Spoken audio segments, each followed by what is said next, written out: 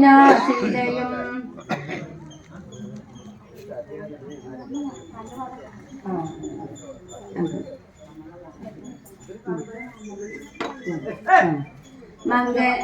മംഗളദേവത വല്ലഭാജ്ഞാവശ ലങ്കതൻ രാവണൻ തന്നോടു ചൊല്ലിനാൻ ഒന്നുകിൽ സീതയെ കൊണ്ടുവാൻ എന്നോടെ മുന്നിലം മാറുവെച്ചിടുക വേഗാതെ